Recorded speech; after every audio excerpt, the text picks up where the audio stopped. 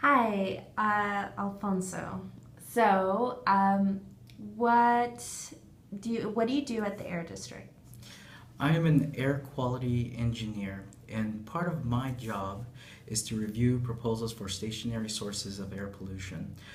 And that's to determine compliance with federal, state, and local regulations. Uh, Sources usually include engines, coating operations, petroleum refineries, and also turbines. Awesome. So, what did you study in college, and where did you go to college? I went to I went to college at University of Pacific in Stockton, California, and that's where I got my bachelor's in civil engineering.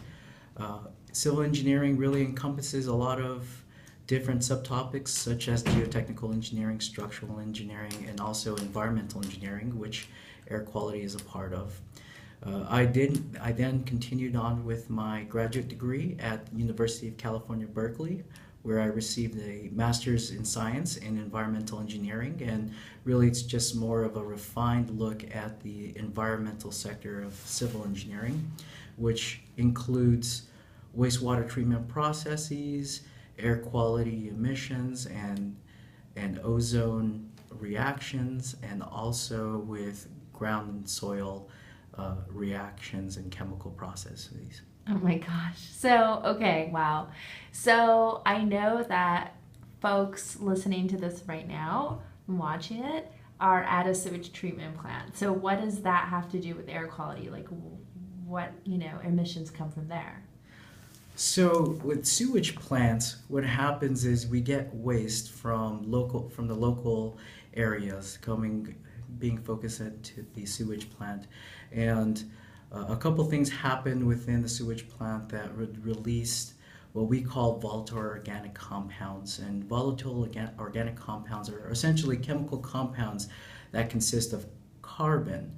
However, they can volatilize into the air, and most of them are actually toxic. And so my job is to review these type of stationary sources and determine whether or not they would meet the regulatory health standards. Oh, wow. So, volatilize, what does that mean again? Volatilize means it will um, be emitted into the air without any heating process. It's ready. It really would like to be more of a gas than a liquid. I see. Okay, cool. Wow, so you kind of project these emissions and also check to see if they're meeting the requirements from Clean Air Act and other regulations? Correct, yeah. So most of our bases most of our authority comes from the Federal Clean Air Act, but we also have to meet the regulatory standards of the California Clean Air Act, which was enacted in 1992. Also, in addition to that, there are also additional state standards, which are called air toxic control measures.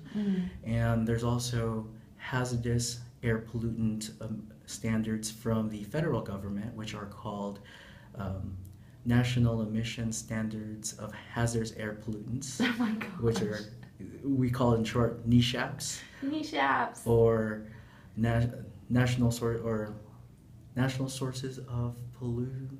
No, we call them NSPs, and I believe they stand for National Standards for National Source Performance Standards.